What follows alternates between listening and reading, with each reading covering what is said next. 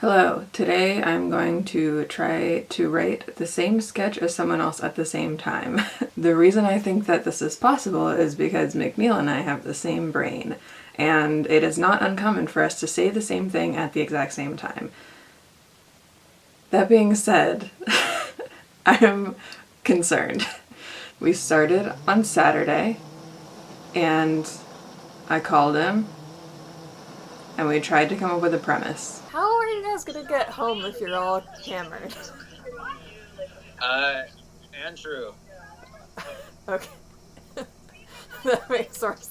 That makes sense because I Andrew. was a little bit concerned. Do you have like a script writing platform, What do you mean? or are you gonna use like a Like Word document? Microsoft Word? It's okay. Is that it? Is that like with like stage direction and shit like that? Yeah, It's gonna be a but lot of that. It's gonna be mostly stage direction, not much dialogue. we don't have a premise yet. Doesn't matter.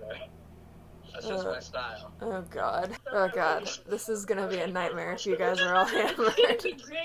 Remarkable how identical we're gonna be. With my very vast knowledge of how sketch writing should work. We had some issue with phones dying, so we couldn't get all the premise stuff on video, but after some back and forth over text, we decided that the premise is that it takes place on a bus. And we have at least three characters that each have some sort of attribute. One of them is a hot air balloon enthusiast, another is an uncle, and another one is a donkey. I'm a bit concerned that we didn't do enough premise work to have a chance to write anything similar. I'm just gonna start typing and see what happens, I guess.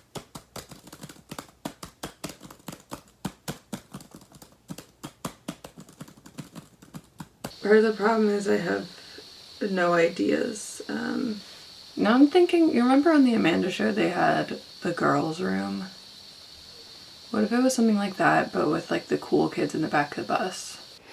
I'm thinking that the hot air balloon enthusiast will be like a little kid on a bus, and it's the only seat free on the bus is the seat next to this kid, and the uncle will show up and be trying to find a seat and realize that the only seat is next to this kid that's like dressed up as a hot air balloon or some shit like that, and we'll see what develops from there.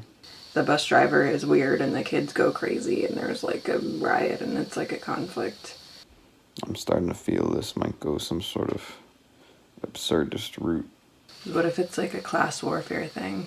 That'd be pretty interesting, actually. As we got the donkey to have to ring in the donkey at some point. So I think McNeill might be mad at me because I went too far away from the original suggestions, and I imagine he really based his entire sketch on them, and mine is just like a couple throwaway lines. I'm thinking there's a bus crash, and then maybe a donkey hallucination. This is really starting to become unglued here. This is definitely not possible. I'm done. It's a mess. Welcome, friends. We're starting with McNeill's sketch called Bus Fuss. All right, we've got the uncle character, and he is boarding a very full-looking bus. Look, he looks kind of gruff, like he just rolled out of bed. Doesn't have any desire to be on this bus right now. He's kind of walking down. I'll just read it. On each row, he sees very neatly put together people quietly on their phones or reading a book with nice seeming respect for other person's space. The uncle seems kind of comforted as it is quite a clean and quiet bus. Any seat now. You're not getting married, just going to Tallahassee. The bus driver chuckles to themselves, even though this is the 14,763rd time they've uttered this exact phrase. The uncle character sends a little furrowed brow in the direction of the driver, but begins to move more quickly down the aisle looking for any open seat. He makes it to the back of the bus where, in horror, he sees the seemingly only open seat next to a child who is sitting in what can only be described as a hot air balloon basket. Hands grasped firmly on each wicker handhold, making racing sounds as they scoot from side to side, clearly scooting into the other seat each time. There's a single helium balloon, party balloon, that as it kind of turns over, we see "Happy Birthday" written on it, attached to the side of the basket. The uncle notices that there's been taped several bits of paper on the ceiling of the bus and the back of the seat, clouds and a sky and a crudely drawn bird that looks more like an ostrich. He shivers and notices that the window has been opened and the little fan at the top of each seat is on full blast on both sides. Uncle quickly starts to look around and tries to confirm this really is his fate, and then is jolted forward as the bus begins to move. Oh, come off it! Uncle is British, apparently. Oh, sorry, I didn't read that part. Oh no. Uncle is British, apparently. Uncle stumbles his way to the front of the bus. He has an idea. I can't do it. You can. I can't do it. Just say cheerio. No, say the words on the page. Oh, that's say cheerio. It's the worst thing that's ever happened. Excuse me, I think there's been a mistake. There are no seats free in this bus, and this bus was overbooked. I'll take the next one up, shall I? Don't be silly, dear. I see one open right there next to my child. Just do be kind to them, please. I wouldn't want to see you get hurt. What are you on about then? They're dangerous? Don't be silly, dear. You're just standing up untethered on a vehicle hurtling along at a brisk 45 miles an hour. Those were two totally disjointed turns of phrase, you know. How my silly mind works. With a look at his watch and a sigh, Uncle makes his way back to the bus, this time stumbling over some feet and attracting some stern looks. He is clearly flustered at this point. Uncle gingerly times his entry to avoid getting smacked by the kid scooting from side to side, but to his dismay, the kid continues on as if he wasn't there, paying him absolutely no mind. For a full minute, we see Uncle sitting in the seat, every 3 seconds getting bashed by the kid as the kid scoots from side to side. I'm in the sky. I'm in the sky. I'm in the sky. I'm in the. Oh, to the. Just I'm the in the last sky.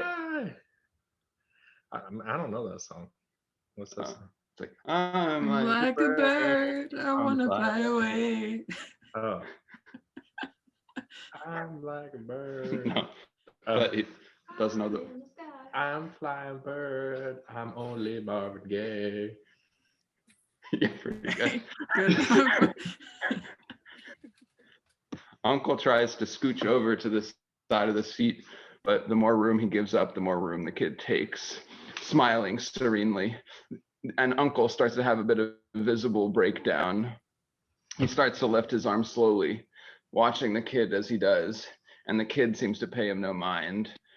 More confidently, he reaches up and turns off the fan that's been blowing in his face the whole time. Immediately, the scene becomes very dark, and the kid turns to the uncle, looking at him for the first time with solidly black eyes, no whites. My uncle, blood of my blood, you have dismantled that which you know of not, and wrought a fate that befits a belliterer of the great art of hot air balloon play, pretend. Did you know Jean-Francois Pilatard de Marzières, the great prophet of ballooning, was the first to be sacrificed to the all-knowing buoyant one? The unbound one that caresses the sky, knows no limits but uniform temperature gradients. Well, uncle, now it is your turn to journey to the beyond. The bus riders unison in unison begin to chant in an unknown language, but every so often we hear Napa Valley come out in unison. The uncle stands in stunned silence and sees that the bus is pulled over to the side of the road. What are you? What do you want from me? I am but a messenger sent to cleanse this world of the faithless, those with 2 feet stuck on the ground, unwilling to accept the freedom of the sky. Your fan was blowing in my face. Hush now. It is time for your fate to be decided. We see as a donkey approaches from the distance, almost floating along with rapid speed, causing a dust cloud to form behind it. What has this donkey got to do with your cult worship? How? Wait, where's my... How? Wait. Oh, sorry.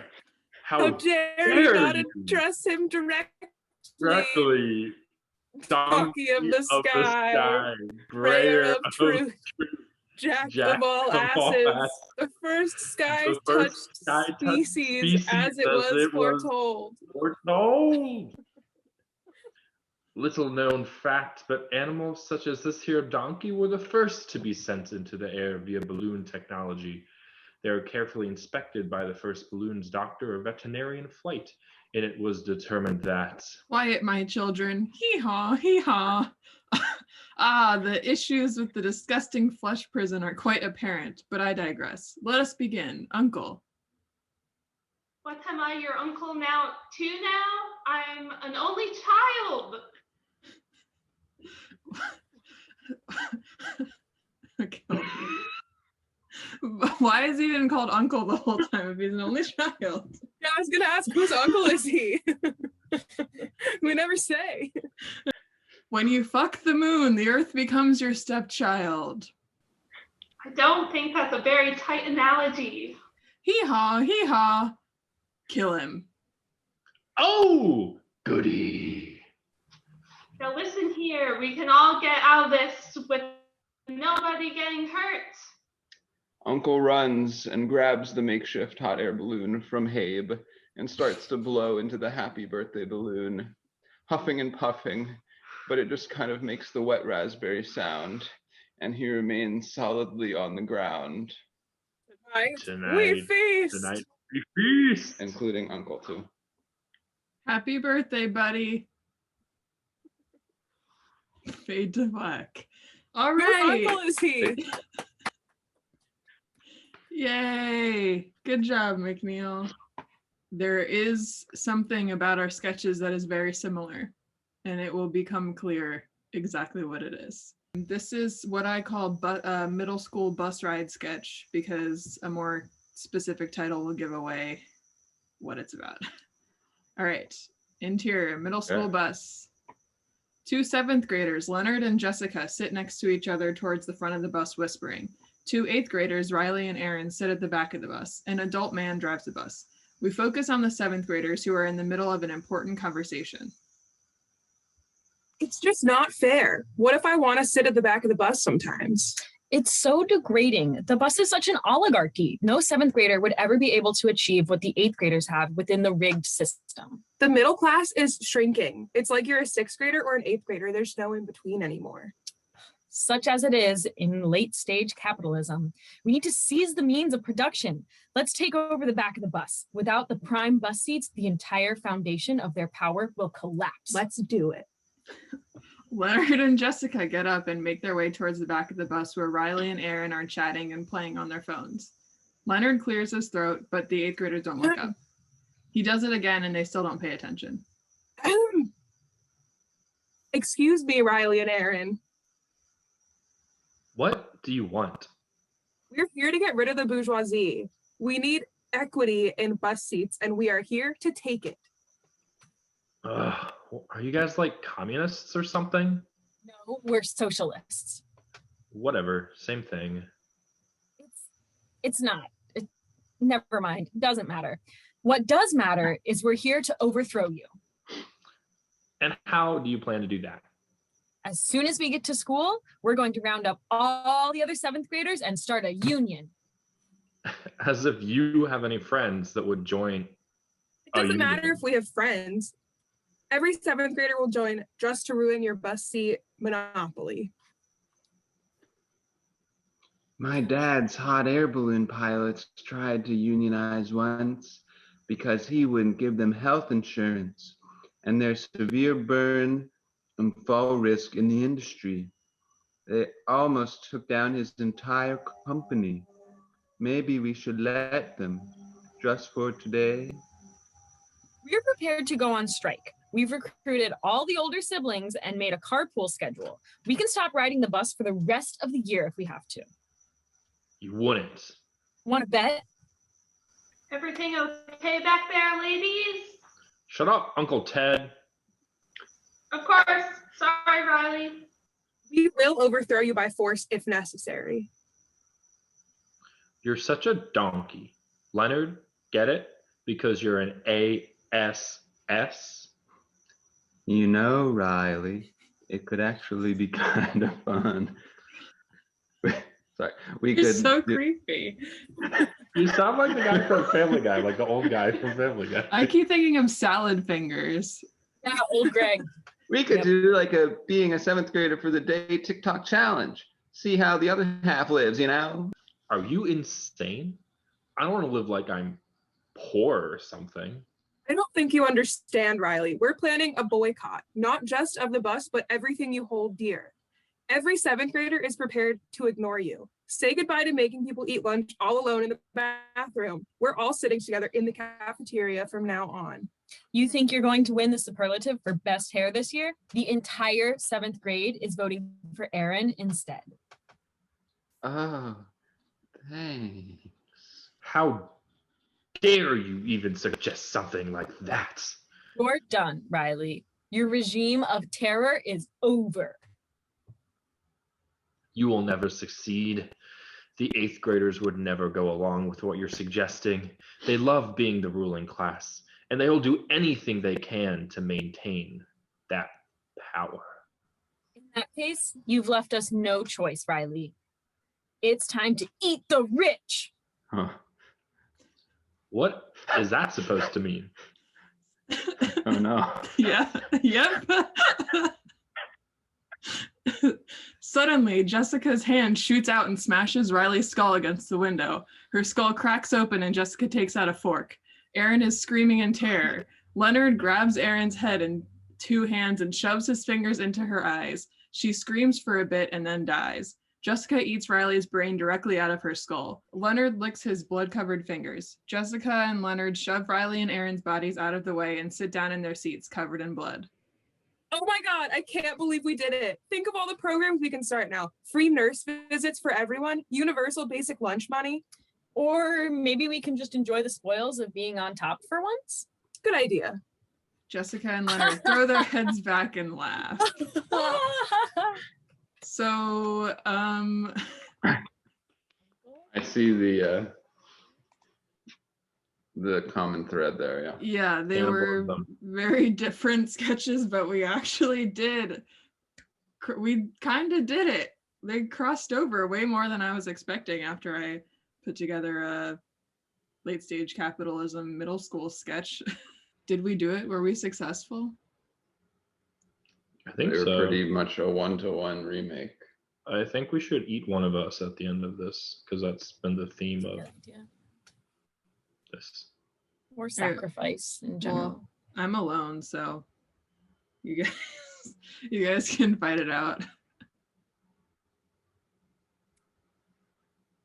I'm a pet owner. I'm a mother.